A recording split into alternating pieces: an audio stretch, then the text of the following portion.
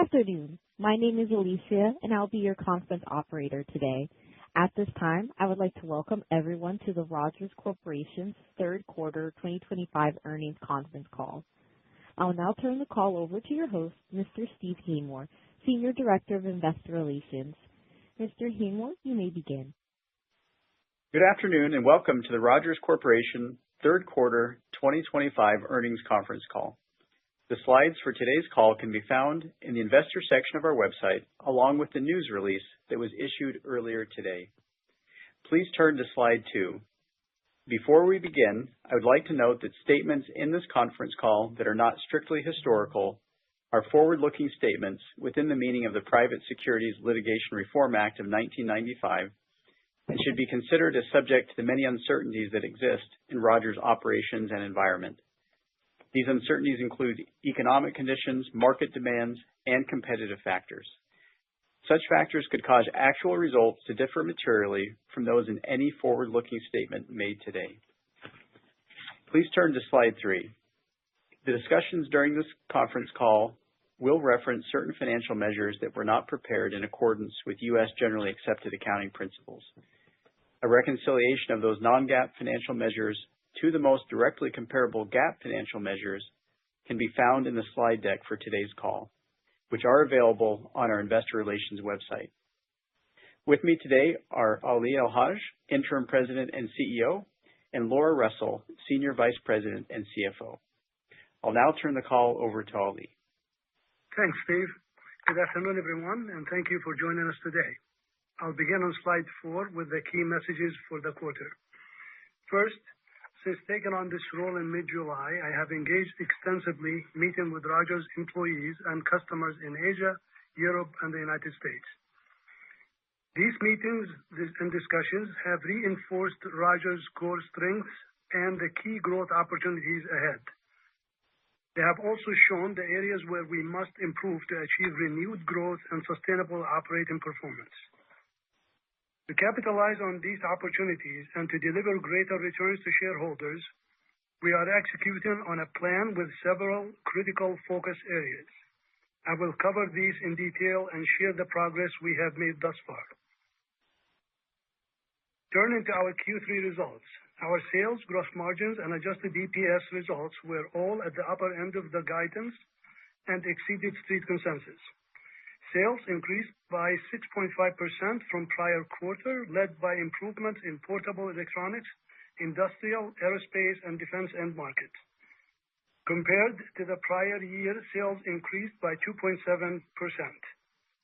Q3 results benefited from delivering on cost and expense reductions actions. For the fourth quarter, we expect sales and earnings to improve versus the prior year, while typical seasonal factors will lead to a sequential decline. With expense reduction actions completed, adjusted EBITDA margins should improve around 300 basis points versus the prior year. Laura will cover both the Q3 financials and fourth quarter outlook in more detail.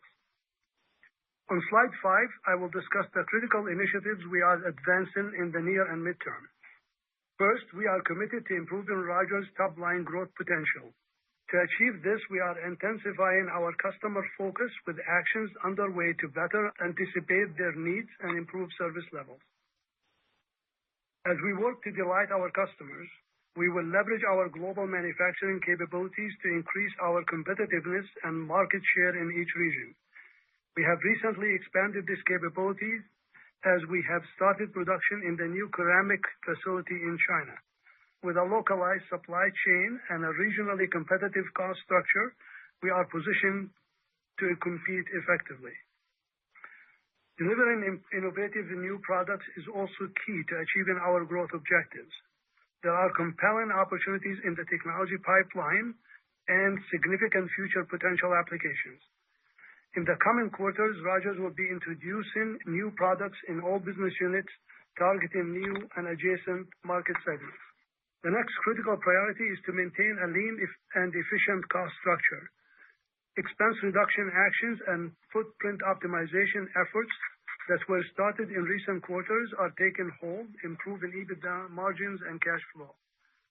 We are making significant progress on the previously announced restructuring of ceramic operations in Germany. Cost savings from this initiative will begin in the fourth quarter, with $13 million of annualized savings targeted by late 2026. We will continue to evaluate our global footprint and make refinements as needed. This may include selective investments to support growth opportunities that meet certain return criteria. These investments will be carefully balanced with vigilant cost control. Operational excellence will remain a top priority, focused on creating a more flexible and dynamic organization. Actions already completed include changes made to the commercial, R&D, and operations organizational structure in both business units. These changes were implemented to increase the speed of execution, improve accountability, and simplify how we operate. We already are seeing results with significant reduced lead times, some by as much as 60%, while reducing inventories and improving working capital. Our revised operating model will continue to drive these types of improvements. As we reshape our structure into a customer-centric organization, we expect to see more consistent performance and improved returns to shareholders. Lastly, we are also intensely focused on critical initiatives to grow and strengthen Rogers over the long term. While these objectives are not part of today's discussion, we will share our plans at the appropriate time. On slide 6, we'll discuss our sales for the third quarter by end market. Beginning with industrial markets, sales were higher versus the prior quarter in both AES and EMS business units. In Q3, the improvements was broad-based, with sales increasing across all regions. This marks the third consecutive quarter of higher industrial sales, and on a year-to-date basis, we have continued to show growth. Aerospace and defense sales also improved sequentially. EMS sales increased, driven by stronger commercial aerospace demand in the North American market. AES defense sales remained strong and were in line with the prior quarter. On a year-to-date basis, total A&D sales have increased at low double-digit rate. EV and HEV sales were relatively unchanged versus the prior quarter. AES sales increased from improved power substrate demand. Year-to-date, sales remain well below the prior year. We anticipate further growth in this market, supported by the recent ceramic expansion in China and a recovery in demand from the Western power module manufacturers. As anticipated, ADAS sales decreased sequentially. The sales decline tracked lower light vehicle production in Q3. Year-to-date sales remain solidly ahead of 2024. Lastly, portable electronics was the largest driver of the sequential improvement in revenue. The double-digit increase versus the prior quarter was in line with expected seasonal patterns. I will now turn it over to Laura to discuss our Q3 financial performance and Q4 outlook. Thank you, Ali. Starting on slide 7, I'll begin with a summary of our third quarter financials. Q3 results improved meaningfully from the prior quarter, with all financial metrics at the top end of guidance. Sales increased across most end markets, with the largest increase in portable electronics and industrial. AES revenues increased by 5.2%, and EMS revenues were 8.7% higher on a quarter-on-quarter basis. GAAP EPS of 48 cents improved significantly from the prior quarter, mainly due to lower restructuring-related expenses. Adjusted earnings per share in Q3 increased to 90 cents from 34 cents in Q2, a result of the improvement in sales and gross margin and reductions in G&A expenses. Turning to slide 8, Q3 adjusted EBITDA was $37.2 million, or 17.2% of sales. The 540 basis point improvement from the prior quarter was driven by multiple factors. First, gross margin increased 190 basis points to 33.5% due to higher volumes, favorable product mix, and reductions in manufacturing costs. Late in the third quarter, we started production in our ceramic facility in China. Costs for the initial factory ramp had only a slight impact on Q3 margin. The impact of tariffs on gross margin was minor in Q3. This was a result of continued mitigation efforts and the agreement between the US and China to delay tariff rate increases. Next, adjusted operating expense, excluding stock-based compensation, decreased by $2.5 million quarter-on-quarter. The lower OPEX resulted from reductions in professional services and global workforce restructuring. Lastly, other income improved $2.6 million due to favorable quarter-over-quarter changes in foreign currency transactions. Continuing to slide 9, I'll discuss cash utilization for the quarter.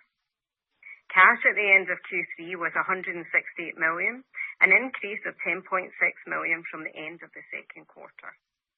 Cash provided by operations was $28.9 million and improved due to higher sales and operating income. In addition, we improved working capital, particularly inventory, through continued focus. Uses of cash in the quarter included share repurchases of $10 million and capital expenditures of $7.7 million. For the full year, we forecast capital expenditures in the range of $30 to $40 million. Returning capital to shareholders will remain a priority. Our current view is that share repurchases in Q4 will exceed Q3 levels. Following our purchases in Q3, we have approximately $66 million remaining on our existing share repurchase program. Next, on slide 10, I'll review our guidance for the fourth quarter. Beginning with sales, we expect Q4 revenues to be between $190 and $205 million. The midpoint of the range is a 3% increase in sales year over year and a 9% decline quarter over quarter. The guidance reflects the normal sequential decline in portable electronic sales from Q3 to Q4 and slower order patterns across most end markets as customers manage year-end inventories. We are guiding gross margin in the range of 30 to 32%. The midpoint of this range is 110 basis points lower than the prior year, with an 80 basis point headwind from the ramp of our ceramic factory in China. Compared to the prior quarter, gross margin is 250 basis points lower due to volume and mix. We expect adjusted operating expenses to decrease from third quarter levels, primarily from lower startup costs, which have moved into gross margin following the start of production at the ceramic facility. EPS is projected to range from break-even to earnings of 40 cents. The adjusted EPS range is 40 to 80 cents of earnings. We expect adjusted EBITDA margin between 13.5% and 16.5%, a roughly 300 basis point improvement versus the prior year at the midpoint of the range. The margin and EPS guidance assumes that tariff policies in place today remain unchanged for the quarter. Adjustments to arrive at our non-GAAP EPS and adjusted EBITDA are mainly comprised of restructuring costs related to the ceramic actions in Germany. As communicated last quarter, the restructuring costs associated with this action will be incurred from Q4 of 2025 to Q3 of 2026. We anticipate savings, albeit small, to start in late Q4 of 25. The program is still anticipated to deliver $13 million of annual run rate savings. Lastly, we project our non-GAAP full-year tax rate to be approximately 35%. The higher expected tax rate is mainly due to certain loss jurisdictions where no tax benefits can be realized. I will now turn the call back over to Ali. Thanks, Laura. In summary, there is a clear focus on the key initiatives to grow the top line, improve the cost structure, and further operational excellence. Combined with a renewed customer focus and new products introductions, we see significant opportunity to improve Rogers' performance over the near and long term. That concludes our prepared remarks.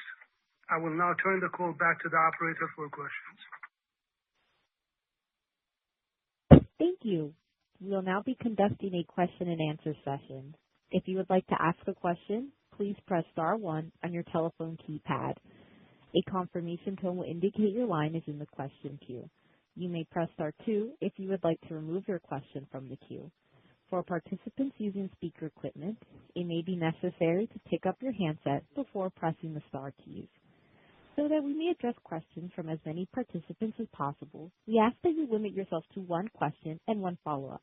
If you have additional questions, you may re-queue, and time permitting, those questions will be addressed. One moment, please, while we poll for questions.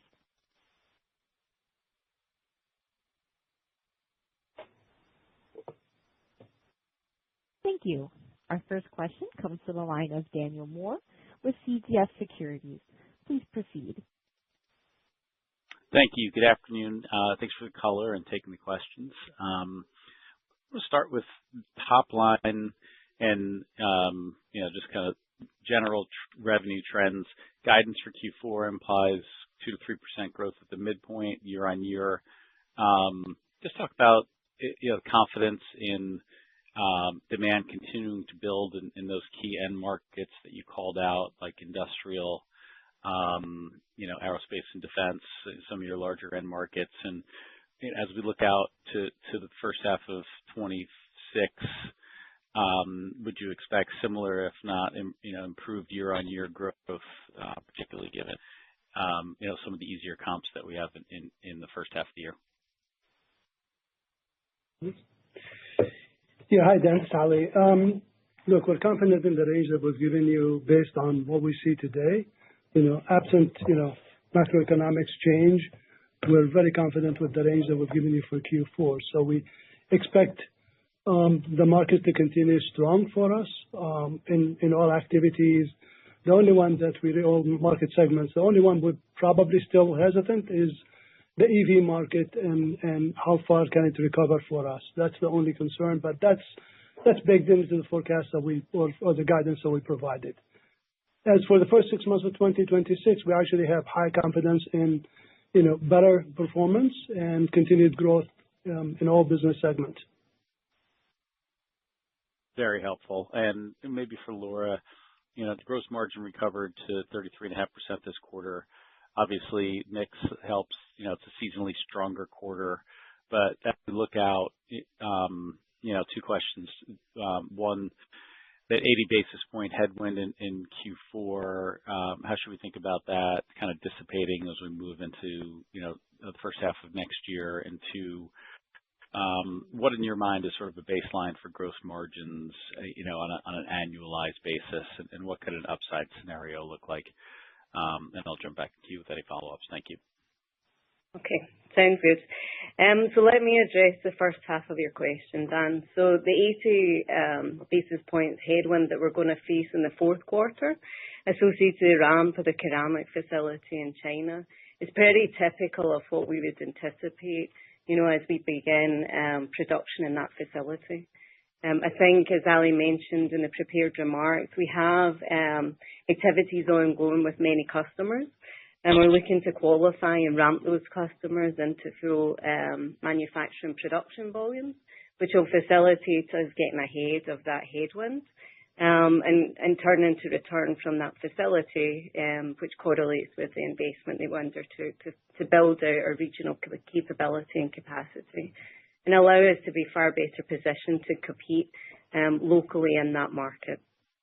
So what I would anticipate is it will take time to fully ramp the capacity through 2026, not necessarily because of our readiness, but because of the time it takes to qualify the customer's product and their solution directly from our factory. So those activities are ongoing, and we would anticipate as we reach the back end of next year to not be facing the same extent of headwinds to the margin from that operation. In terms of thinking about the potential for the business and the margin optimized, Ali spoke about the initiatives and the objectives that we have. A lot of them will crystallize and improve financial results as we embed a new operating model and deliver improved operational effectiveness and grow the top line.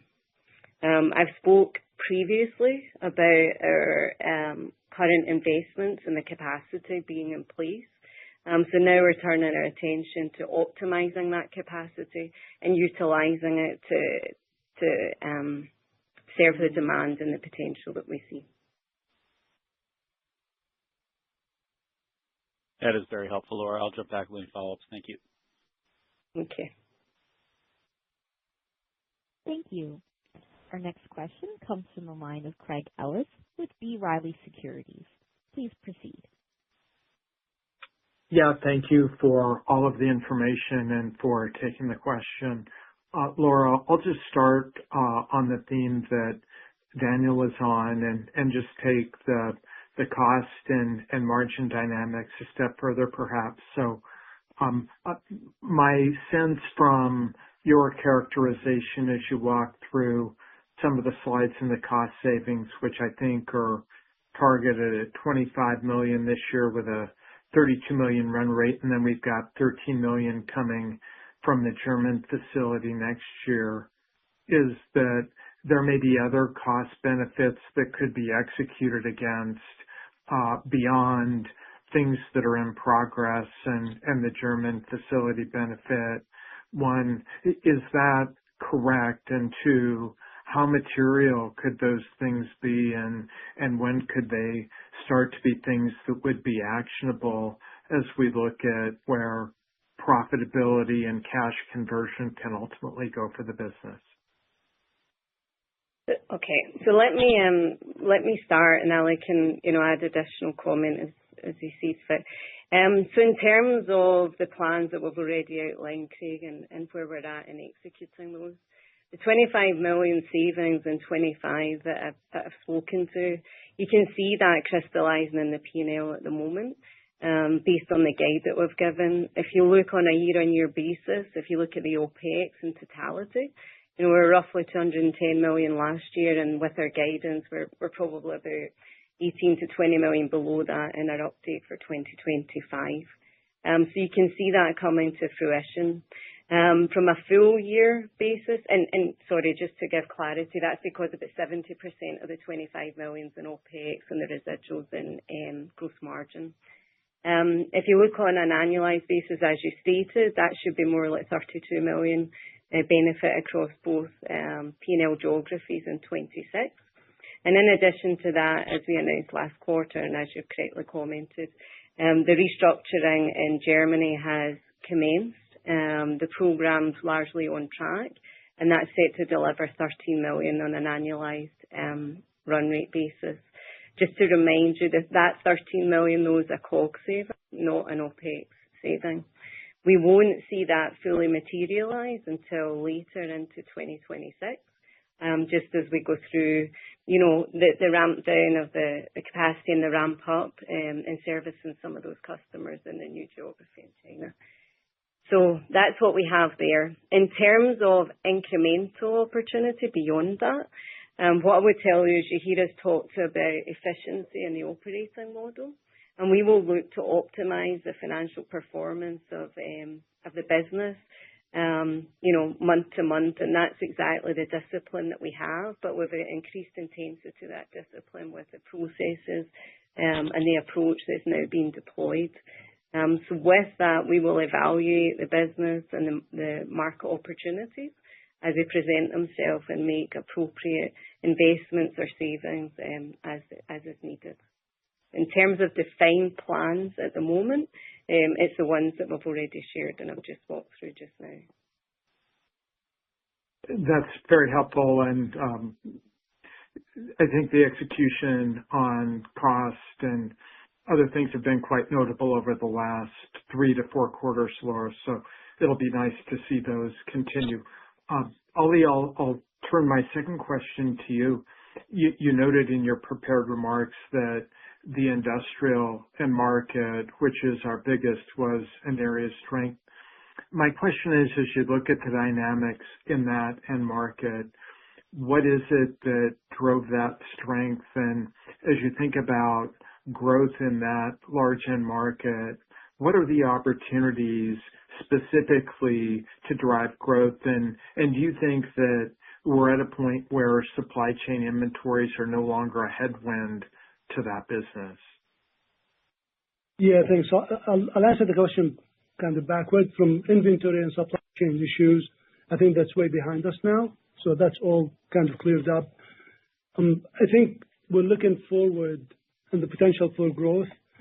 So we have three elements that we're targeting or we're working on. One is we're capturing more market share from products and customers that we already have and customers that we didn't have in the past. So increasing market share, this is key for us. And again, this is for assets that we have, so we can utilize these assets. We have the capacity to supply these type of products.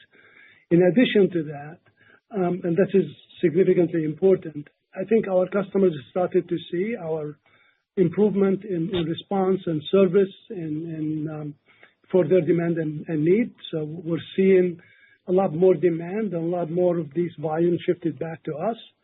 The third element is introduction of new products.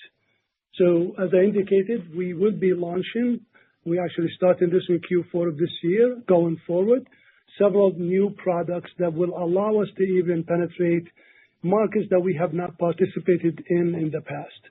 So I think all those three elements were really giving us a lot more confidence that we will continue to grow the top line. That's very helpful. And if I could just ask a clarification on the heels of those three drivers, Ali, as you've interacted with the internal team, as you've interacted with partners and customers, do you feel like pricing is at the right level for the high value that Rogers products bring to market? Or is there opportunity to do things tactically with pricing so that more of the functional value that Rogers provides come home to the top line and down to the bottom line? I think the simple answer is a combination of both. So I think Rogers brand name and quality and commands obviously a premium pricing in certain markets, certain applications. That's been a key for us. However, there's other markets and areas where really the market commands the pricing. And in this case, what we're doing internally is we need to make sure we focused on the cost structure that we have today to be able to compete effectively in these markets and be able to realize the margins and the returns that we expect to get. Very helpful. Thank you and good luck. Just one point of clarification just before we jump off. Naturally, what I was discussing in the OPEX bridges was adjusted OPEX. Yep, got it. Thank you, Laura. Thank you. Thank you. Our next question comes from the line of David Silver with Freedom Capital Markets. Please proceed. Yeah, hi. Thank you. First question would be for Ali, and I took note in your opening remarks that your first task, I guess, upon becoming interim CEO was to visit with a number of your key customers, I guess you mentioned globally. So, I guess your company's gone through an extended, or the industry's gone through an extended period of kind of softer demand. There's been inventory issues. There's been more recently tariff issues. Would you say that the relationships with your key customers remain, as strong as they were, let's say, 18 months ago? Or due to some of those changes, does Rogers need to take maybe some further steps to even more closely align, with your key customers and collaboration partners, in order to meet your goals? So, what is the status of the relationships over an extended period of reduced demand, and then the significant steps you've taken thus far to reduce costs and tighten your alignment? Are there further steps tactically or strategically that you need to undertake? Thank you. Yeah, thank you for the question. I think the relationship with our customers is very strong. I think it's solid. There's a lot of history here behind some of those customers, especially the key customers. I think my objective is really to develop some deeper understanding of the needs listen to their voice and understand their needs, expectations from Rogers, and making sure we're really paying attention to that and addressing those issues. So, this communication really improved our understanding of their expectations. That could have been, in some cases, maybe because of outside factors, whether supply chain interruptions, raw materials that we went through in the past 3-4 years. Obviously that caused some hiccups and that or some, I would say, minor disruption and caused some pain to some of those customers. So I think this understanding really now is very clear. Our understanding of their needs is very clear. And we aligned the organization itself internally to make sure we address those issues day in and day out across the whole spectrum throughout the whole organization, not just the sales or the R&D, but when it comes to service. And we've mentioned some of the improvements we've made internally, cutting lead time to 60 in some plants, even higher than that. So we're responsive. We're being more responsive. We think now we expect by the end of 2026, hopefully, to be the benchmark in the industry when it comes to the service level and quality and these type of activities. With regard to the second half of your questions, continuous improvements never stop. So this is going to be an ongoing effort to continue to work on our operations and continue to improve our processes, whether it's in the manufacturing processes or, again, the customer service area, the sales area, the development processes. We're looking to reduce our development time in engineering significantly to be able to introduce products faster.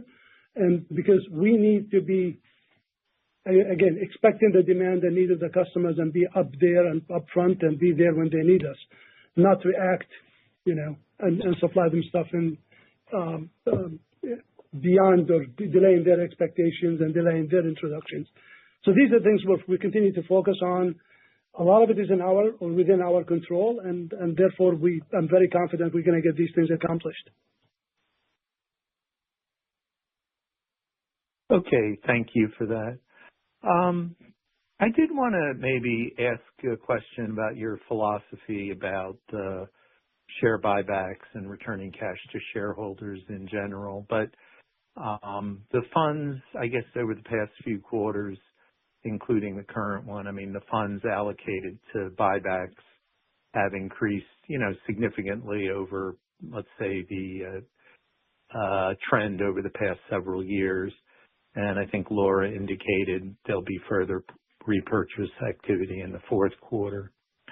Just philosophically, is this a decision by management to act opportunistically, because of maybe where the share price was earlier this year?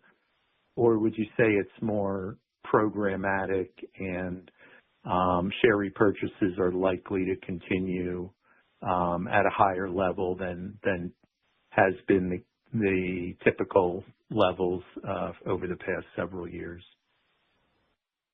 Hi, David. So let me start with that. So yes, it would be fair to say that it's been somewhat opportunistic. It's an indication of our belief in their potential with the share repurchases that we had undertaken this year when our stock price was where it was. We did do a further 10 million in Q3, and I'd indicated in our call that we would likely do a little more than that in the fourth quarter. What I think is critical, though, is you asked about the philosophy around share buyback. And really, for us, it's about looking for optimizing returns to our shareholders as part of our capital allocation structure. And what we had seen through 25 is whilst we were still active in evaluating M&A and potential opportunities, there hadn't been presented opportunity or target that met our investment and return criteria. And we had already explained we were largely through the organic investments that we saw for expanding the company in its existing structure with its existing technology. So that's what resulted in the pivot to the share repurchase activity. Now, as with every quarter, we'll continue to evaluate the investment potential and seeking to optimize those returns, and we'll balance what we do on a go-forward basis between all three legs of those, the capital allocation structure. Okay. Thank you very much. You're welcome. Thank you. As a reminder, to ask a question, please press star one. Our next question comes from the line of Daniel Moore with CJS Securities. Please proceed. Thanks again. First couple questions, more high level, looking out to next year, but just in terms of Q4, you came in at the top end of the range this quarter. Guidance for Q4 again implies, a pretty wide range. Just talk about the puts and takes that could cause you to come in, toward the lower or higher for that range this quarter. Thanks again. So, Dan, it's Laura. Let me start. So, we guided based on our current visibility, and we stated in the prepared remarks, really, what we typically experience and what we've incorporated is the slowdown in portable electronics into the fourth quarter versus the third, and the customer management of inventories. Now, we may see some change in that inventory management. We may see we've got a substantial exposure in the industrial space. If we see those indices shift and increased investments, then we have capability to respond to demand as it comes in. And if we go the other way and there's any weakness, which is not anticipated based on the guide, then we would manage the way we do, week to week, month to month on our activities. So at the moment, with the visibility we have, the guidance is as it stands.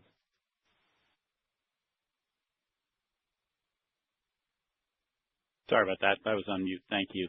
I think that covers the rest of my questions. Thank you very much. You're welcome. Thank you. As a reminder, it's star one to ask a question.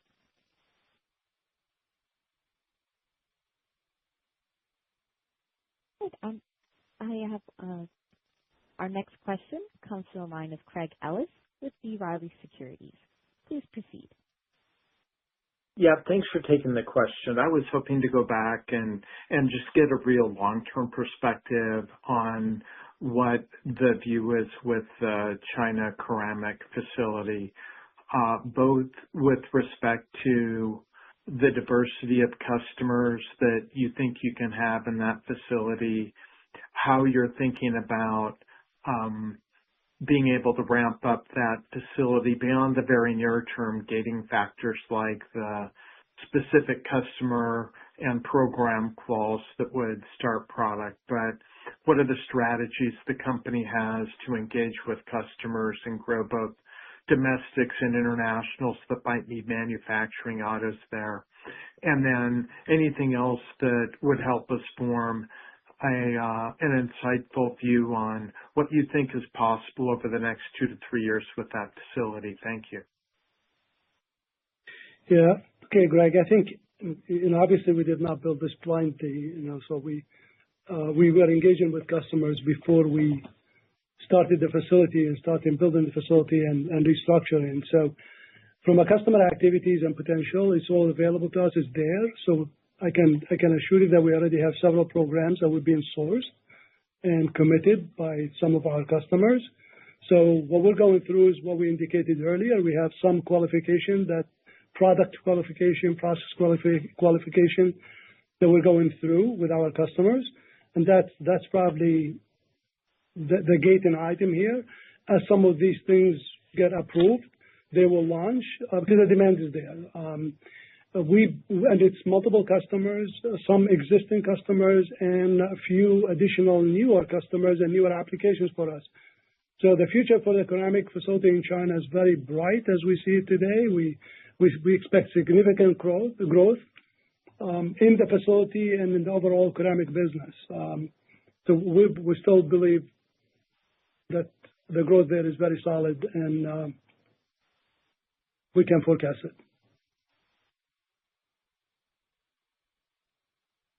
Thanks, Ali. And to follow up on one of the points that you made and understand it more deeply, if the gating factor near term is just the quals that we're doing, whether it be product or process, what are the levers that the company has to maximize the speed at which that can happen, whether it be how you're staffing the facility, the shifts that may be running, or just technical things that need to be done. Just any further color there would be helpful. Thank you.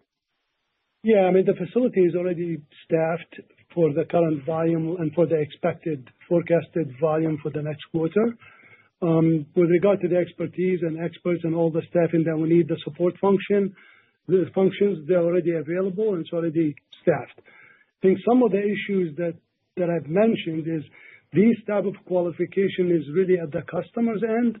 We've done all the work internally for most customers, and now the next phase is their own qualification of the product itself. And we're trying to assist some of those customers, actually doing some testing for them to speed up that process. So I think overall, we believe we're on track to hit the numbers that we're forecasting for 2026. Very helpful. Thank you. Sure. Thank you. There are no further questions at this time. And with that, this concludes today's teleconference. You may disconnect your lines at this time. Thank you for your participation.